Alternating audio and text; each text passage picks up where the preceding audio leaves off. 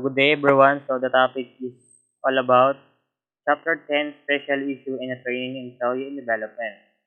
The training situation that may result in a legal action. The first is failing to provide required training or providing inadequate training.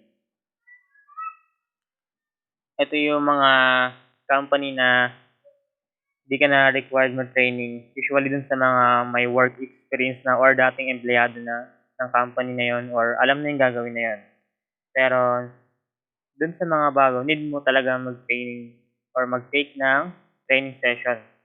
So, incurring employee injury during a training activity. So, ito yung habang nag-training ka is nagkaroon ka ng injury dun sa activity na yan.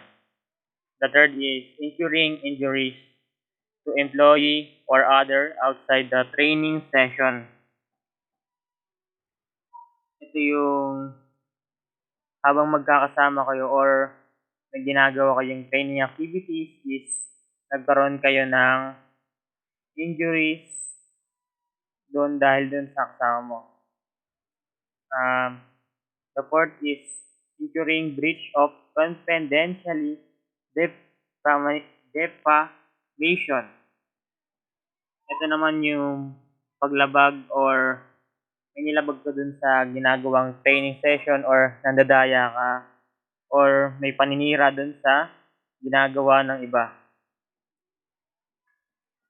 Next is reproducing and using copyright materials in training classes without permission.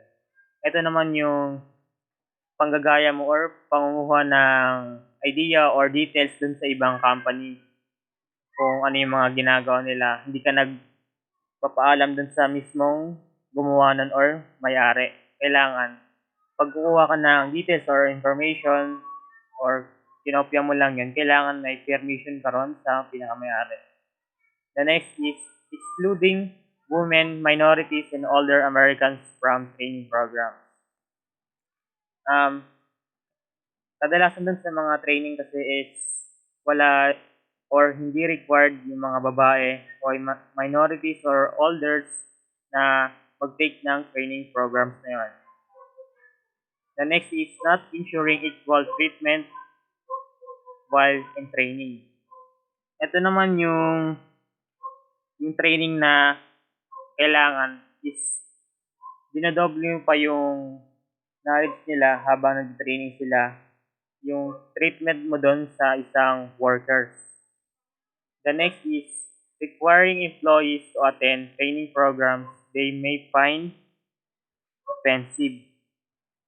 Ito naman yung mga training sessions na usually kasi dun sa mga company may mga masiselan eh. Hindi dapat binubunyag yung mga training sessions nila or in-share mo rin sa ibang company or yung mga details nila doon na dapat hindi sinishare. The next is revealing discriminatory information during training session. Ito nga yung kanina is dapat hindi tayo nagbumunyag ng mga information na galing dun sa pinag-trainingan natin. Not accommodating trainees with disability. Ito yung mga PWD or may karamdaman is hindi na talaga required mag-training dun sa isang work or parang ano na lang sila, parang tuturuan na lang ng verbal training, ganon. Hindi na sila required mag-training ng mga mabibigat na gawain or anything. The last is incorrectly reporting training as an expense or failing to report training reimbursement as income. Ito naman yung habang nag-training ka is dapat binabayaran, di ba? Usually kasi sa iba, nag-training ka lang pero hindi ka binabayaran. Ito yung dapat babayaran mo yung training ng isang worker. Dapat hindi yung free lang siya na nag-training ka lang. May bayad talaga to. The next topic is cross-cultural preparation. Ito naman yung communication sa pagitan ng magkaibang lahi or bansa. communication to other countries. And cross-cultural preparation.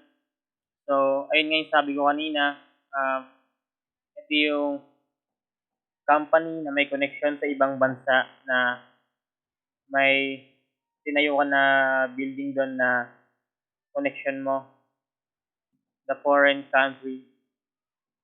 And the next is to successful conduct business in a global marketplace, employees must understand the business practices and the cultural names of different countries. Ito yung natututo ka na sa business ng ibang country, nagkaroon ka na ng knowledge kung galing ka doon.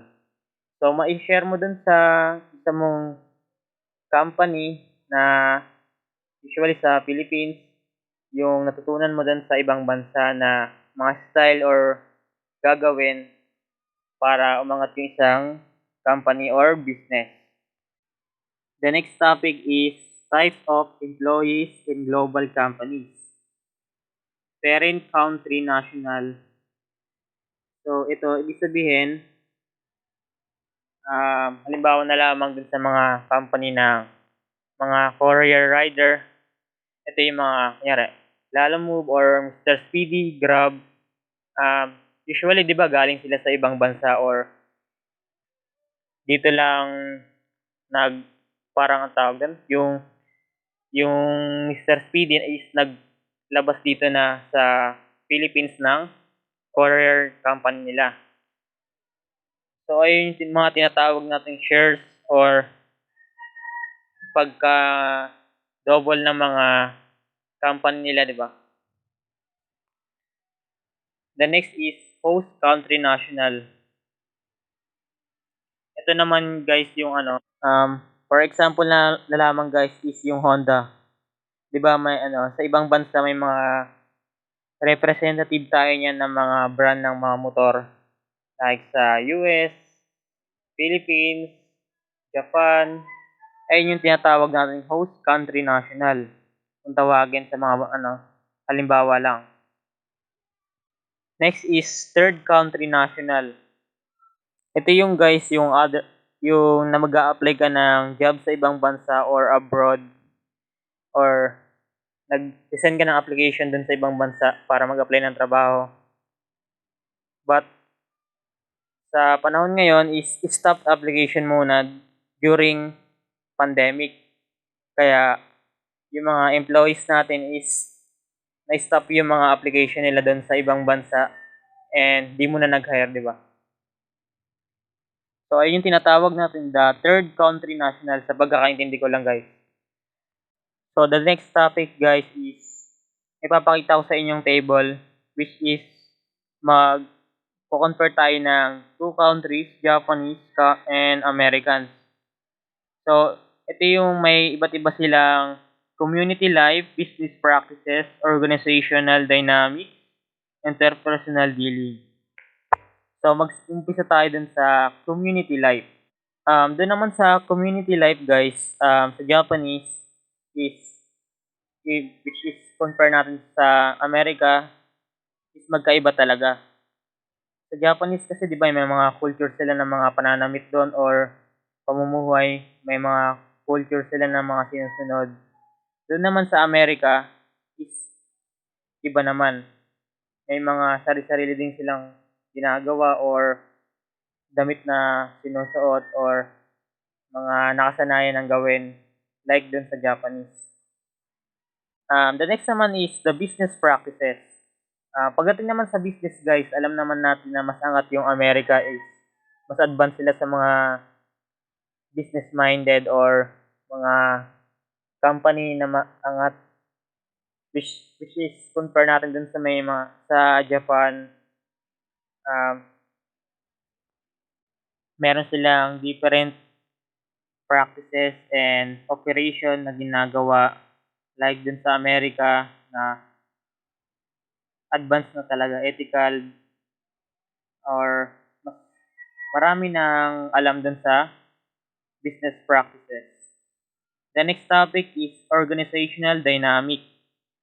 Ito naman yung about sa mga kultura or religious or spiritual quality, individuals charism, narrows job focus, usually sa Japan to. Sa Amerika naman is management experience is which is maganda dun sa Amerika. Avoided accountability, magagaling sila or marami nang alam dun pagdating sa business. The next topic is interpersonal dealing, which is ito naman yung tinatawag natin guys. Ito yung mga tinatawag natin magaling may pag-communicate pagdating sa mga product or pagbebenta ng mga item dun sa ibang bansa. Or marami na silang connection like sa Amerika, 'di ba? Marami na talaga silang connection sa iba't ibang bansa na pagbebenta ng product. Usually din sa mga item nila na quality talaga. Unlike dun sa Japan, um, maganda naman yung quality ng mga product nila pero mas okay pa rin yung product ng Amerika which is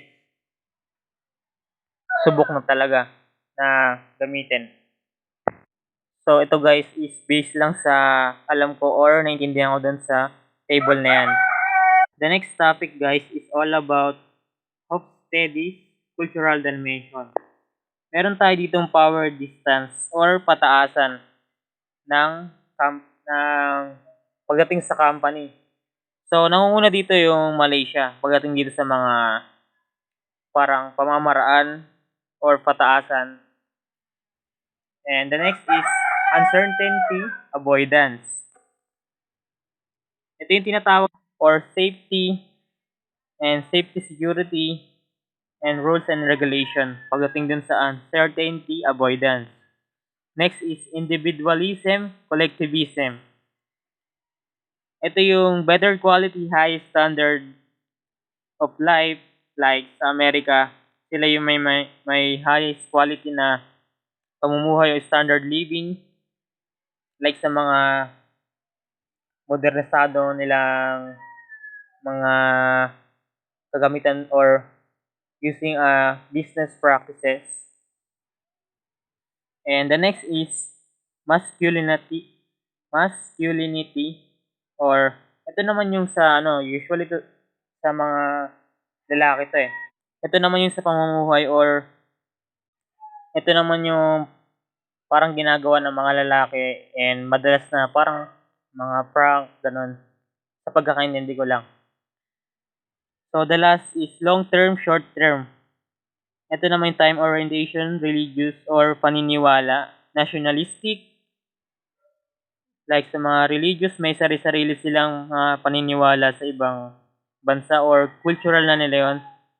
Or nationalistic or nandun yung mga history nila na ginagawa or pinapanatili nila yung nationalistic nila dun sa isang bansa na yon. So guys, or based lang to sa mga alam ko or details ko na nakuha. Based on my idea lang. The next topic is all about to be successful in an overseas assignment, expatriates needs to be. Number one is competent in their area of expertise. So, ibig sabihin, ito yung isang member or sa group na yon may maasahan talaga doon. Or may representative sila mas magaling doon. And the second is able to communicate verbally and non-verbal in the host country. Ito naman yung sa isang bansa or may magaling magsalita ron, verbal or non-verbal. Or may representative sila na tagapagsalita ng bansa na yun like sa president, siya yung nagsasalita ng tungkol dun sa bansa natin or naging representative siya dun sa ibang bansa. The third is flexible, tolerant, or ambiguity and sensitive to cultural difference. Ito naman yung sa isang grupo is mayroon mapag-ubaya dun sa mga ginagawa or sensitive to cultural difference. The fourth is motivate to success. Ito naman yung guys, yung motivate to success and able to enjoy the challenge of working in other countries and willing to learn about the host country, cultures, language, and custom. Ito naman yung inomotivate ng isang tao na dun sa ibang country na magtrabaho. Yung isang employee mo na nagtatrabaho dun sa ibang bansa is parang pinupush mo rin dun siya na matuto pa or magkaroon pa ng knowledge dun sa ibang country na yon. Like sa mga business transaction or business style na gagawin dun. Parang nagkakaroon ka na ng knowledge dun sa country na yon. The last one is supportive by their families. Supported by their families. Ito naman yung sinusuportahan ka ng pamilya mo dun sa ginagawa mo. Para maging success ka. Siyempre, pag pinupush ka ng family mo dun sa gagawin mo, parang namomotivate ka gawin yung isang bagay, di ba? So, ito guys, based lang sa mga alam ko or information ko. Relation, relationship between training methods and training rigor. So, nandiyan naman yan guys, yung chart. The last topic is foreign assignment involves three phase. So, meron tayo ditong pre-departure phase. And the second is one-side phase. The third is repatriation phase. So, yun lang guys. Maraming salamat sa pakikinig. Pre-departure phase. Employees need to receive language training and an orientation in the new country cultures and custom. Kung tayo ay pumunta sa ibang bansa, kung ano man yung maging kaugalian nila, kultura, ay kailangan nating tanggapin bilang paggalang at yung wika nila na ginagamit. Next is the family should be included in their orientation. Sa mga orientation na gaganapin, kailangan nandun yung parents bilang gabay. Mas sila yung mas sila yung mas nakakaintindi ko ano ang dapat nating gawin. Next is the expatriates and their families need information about housing, schools, recreation, shopping, and healthcare facilities in the area where they will live. Sinasabi dito na yung family natin dapat marami ding alam sa bahay, sa paaralan, recreation, shopping, healthcare facilities upang mapanatili na ligtas yung pamilya natin.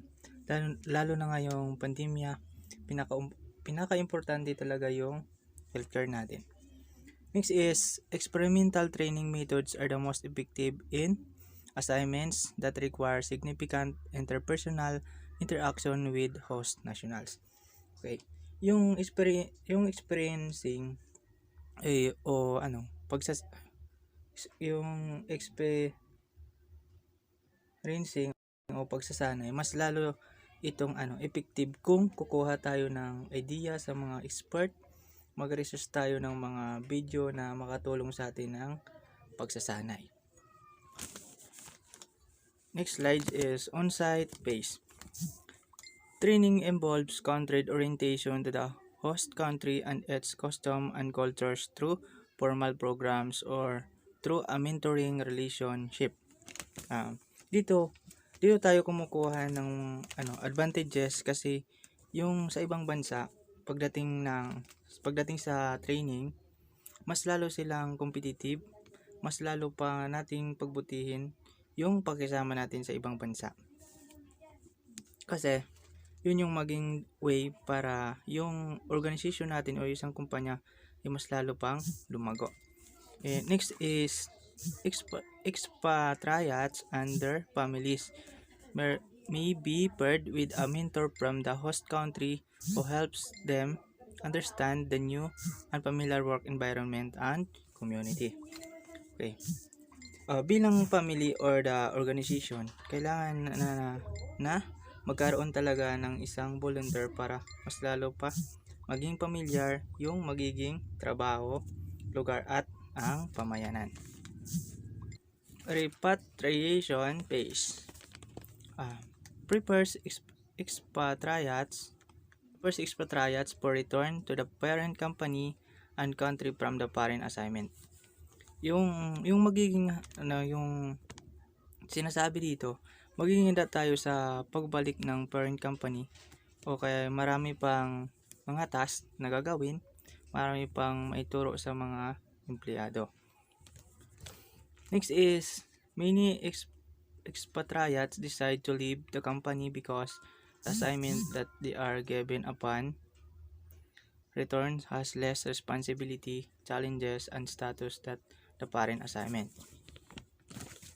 Kahit na nahihirapan ka o kaya napapagod, kailangan mo talagang gawin yun.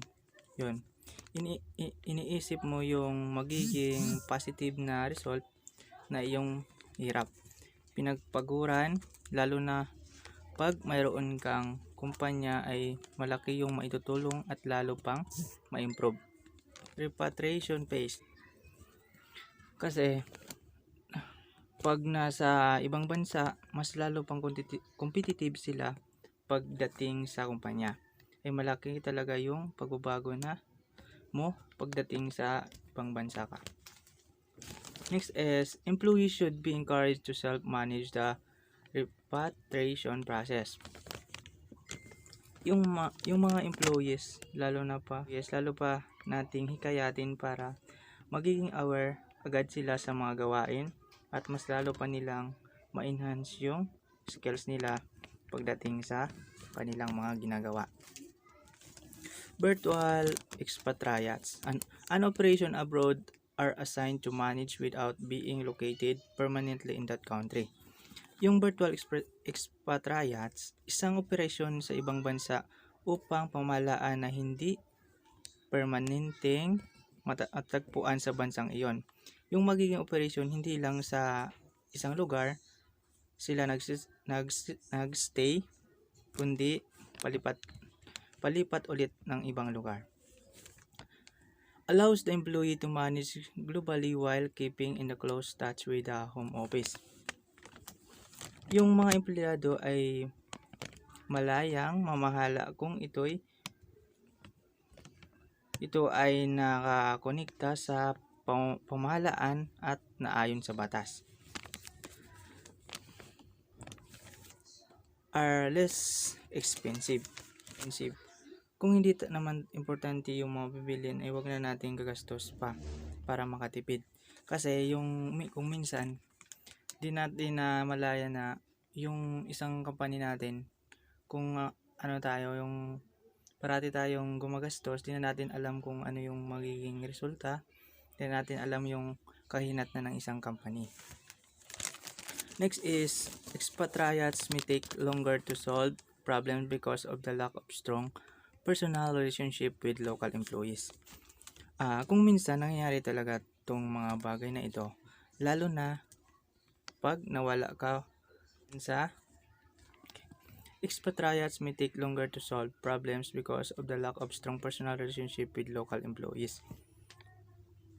Kung minsan nangyayari talaga itong mga bagay na ito, lalo na pag wala ka pang kakilala at malalapitan na may malakas na ugnayan sa loob ng isang office o kaya sa isang organization na hindi pa masyadong alam yung mga bagay-bagay sa loob na kung paano mo masolve yung isang problema. Table 10.4. Application of cultural dimension for training design. Cultural dimension and and implication.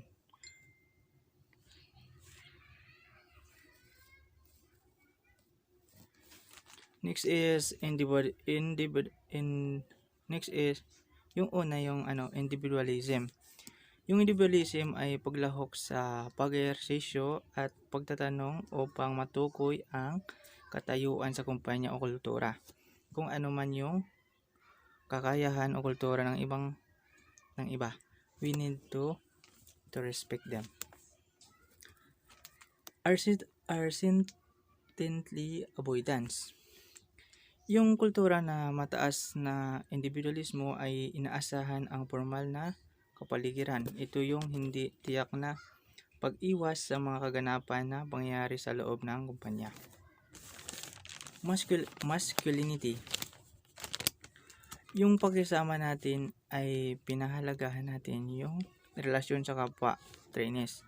Yung babae na trainees yung ginagawa nila ay mas malamang na resisted sa mababang kultura. Power distance. Sa pamamagitan ng komunikasyon natin sa ibang tao at sa pamamagitan ng bagong teknolohiya, patuloy pa rin nagagawa natin para mas lalo pang tumatag ang ating samahan. Through technology, kung paano tayo makipag-usap sa kanila, kung ano yung magiging kalabasan ng ating komunikasyon, dapat lang natin na respeto yung bawat isa. Time orientation. Pangmatagalan na pagpaplano ay nakatulong na mapaunlad pa ang isang organization. Managing workforce diversity. The goals of diversity training are to eliminate values, stereotypes, and managerial practices that inhibit employees' personal development. Ang pamamahala ng kumpanya ay binubuo ng empleyado at iba pang namamahala sa kumpanya. Dapat nakakabatay din sa kanilang lahi at relihiyong pinagmulan, magiging komportable sa kanilang ginagawa. To allow employees to contribute the organizational goals regardless of their race, age, physical condition, and sexual orientation, gender, family status, religious orientation, or cultural background. Managing diversity, yung require changing na the company culture. Sa pamahala ng pagkakaiba-iba ay maaring magdulot ng pagbabago ng kultura ng kumpanya. Pag iba na naman yung namamala, iba din yung pamalakad na madidili yung paglago ng kumpanya. Managing workforce diversity. The goals of diversity training are to eliminate values, stereotypes, and managerial practices that inhibit employees' personal development. Bilang namamahala sa kumpanya, dapat marunong kang alamin yung mga problema sa loob ng kumpanya para maiwasan yung kaguluhan o pag-away ng mga empleyado.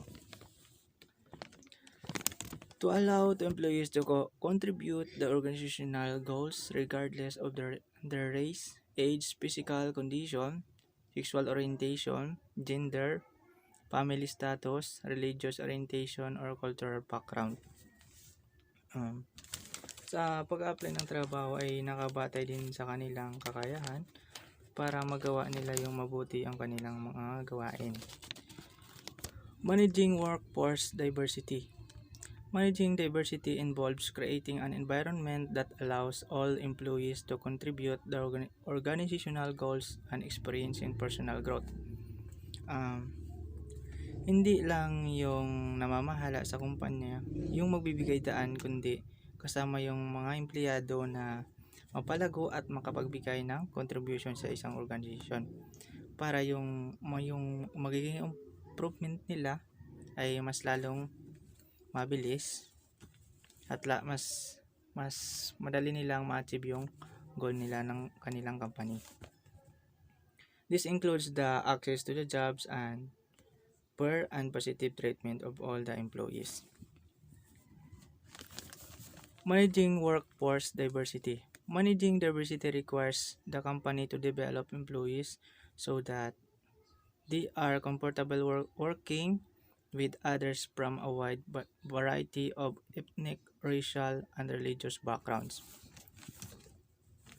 Ang pamahala ng kumpanya ay binubuo ng mga empleyado at iba pang namamahala sa kumpanya dapat nakabatay din sa kanilang lahi at relihiyong pinagmulan, maging komportable sa kanilang ginagawa. The managing diversity may require changing the company culture. Um, Pamamahala ng pagkakaiba-iba ay maaring magdulot ng pagbabago ng kultura ng kumpanya. Pag iba na naman yung mamamahala, iba din yung pamamalakad niya at madidili yung pagbabago ng kumpanya. Table 10.5. How managing cultural diversity can provide competitive advantage. Cost. Kung minsan dito nalulugi yung kumpanya sa mga binibili nilang produkto na hindi naman mabinta o mga materyales na kanilang ginagamit. Kung ano lang talaga yung importante, yun lang yung bilhin. Employee attraction and retention. Yung mga kumpanya na magkaroon ng reputasyon bilang kanais-nais na mga prospective na employer para sa mga kababaihan, nakadepende din sa kanilang maging performance. Gumagawa din sila ng paraan para lalo pang manatili yung kanilang empleyado. Market share. Yung multinational na samahan sa ibang bansa, dinadala nila sa pagsikap sa pag-share ng kanilang mga produkto at makikita nila yung kanilang pagsusumikap. Creativity. Yung pagiging creative ka sa isang ginagawa, malamang na maraming magkagusto sa products mo at madali itong maibenta. Problem solving. Kung may problemang kinakarap bilang isang samahan o organization, narapat na magtulungan para madali at malutas yung problema. Hindi lang isa yung hahawak ng problema, kundi magkaroon kayo ng meeting kung saan yung magiging problema nyo, yun yung gawa nyo ng paraan para madaling maayos at masolusyonan. Next is the last one is flexibility. Dapat madali kang maka-adapt sa mga pamaraan na makabago na nakakaengganyo sa paningin ng mga tao para makasabay ka din sa iba. At yung produkto mo ay madali ring maibenta sa paraan ng flexibility. Dapat madali kang maka-adapt sa mga pamaraan na makabago na nakakaengganyo sa paningin ng mga tao para makakasabay ka din sa iba. Training's role in welfare to work programs. Companies are seeking to hire people from non-traditional sources such as welfare rules and prisons to meet labor needs and give hard to employ persons a second chance. There are two methods for training welfare recipients.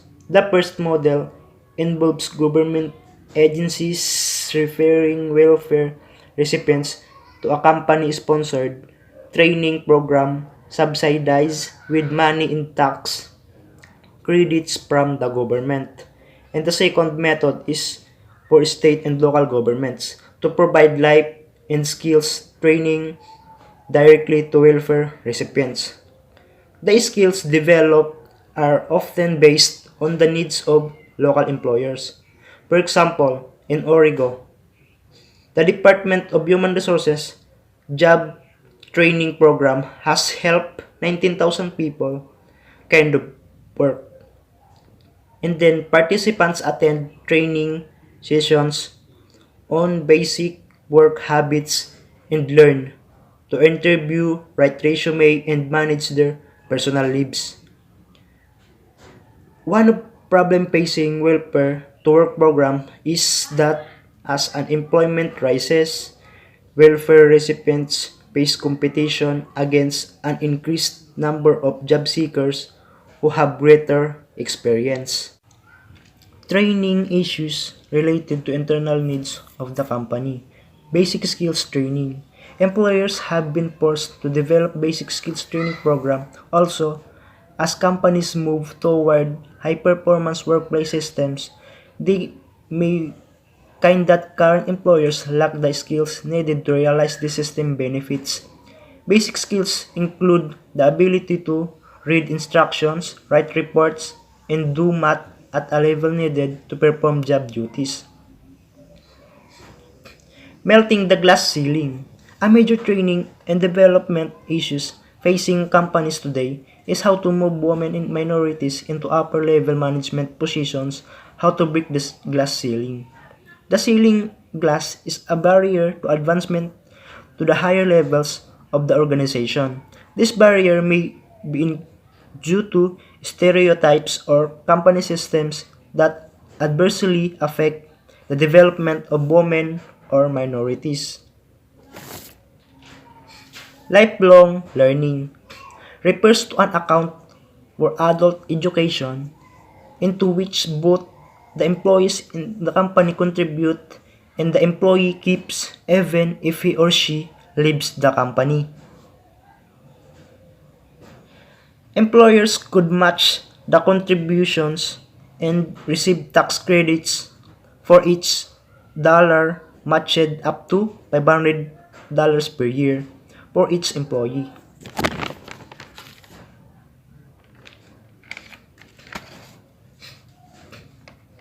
Joint union management.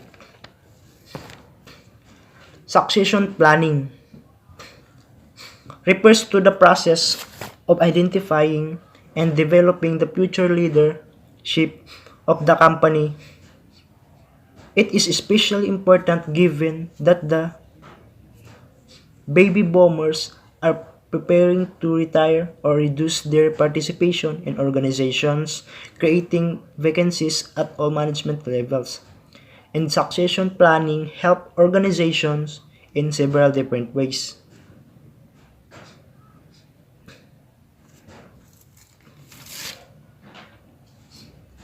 Developing managers with dysfunctional behaviors. These behaviors include insensitivity to others, inability to be a team player, arrogance, poor conflict management skills, inability to meet businesses objectives, and inability to change or adapt during a transitions. Training and pay systems.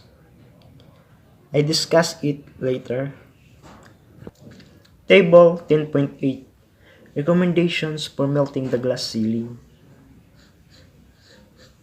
This table provides recommendations for melting the glass ceiling and retaining talented women.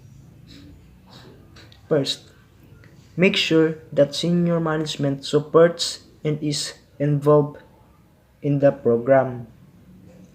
Make a business case for change. Make the change public.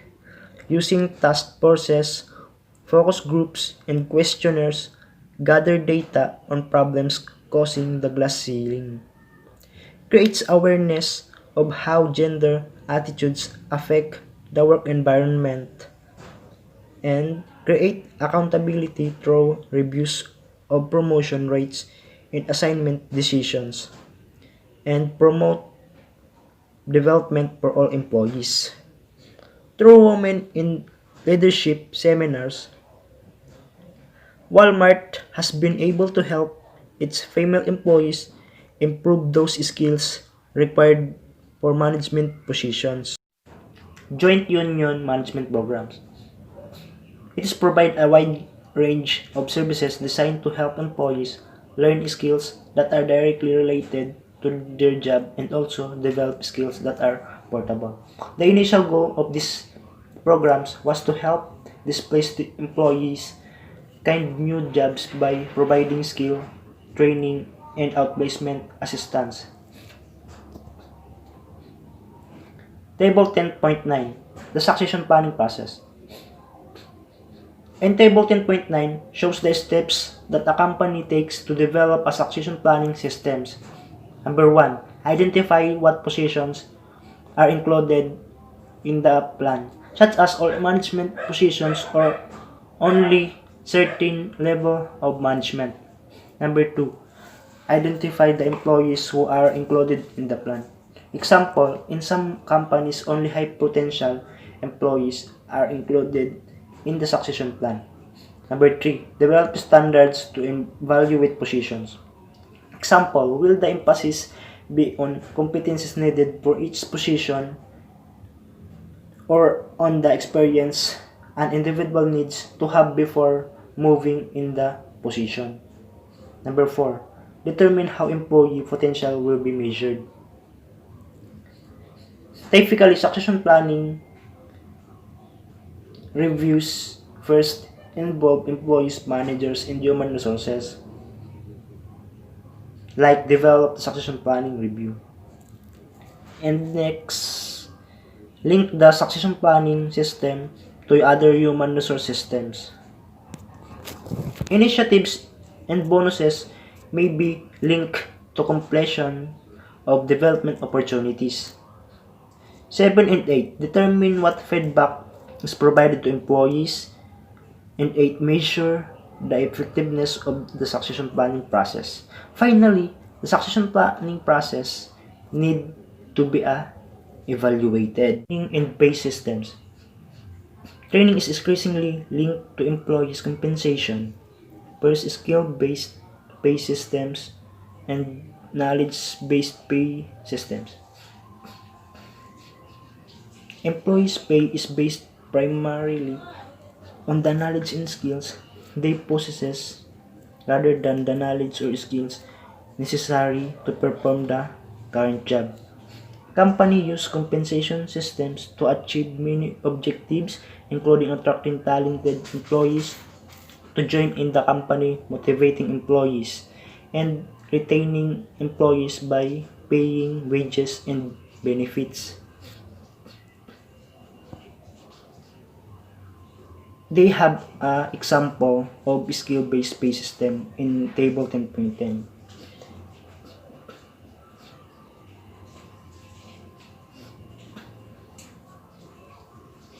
In the example, skills are grouped into skill blocks. Employees' compensation increase as they master each skill block.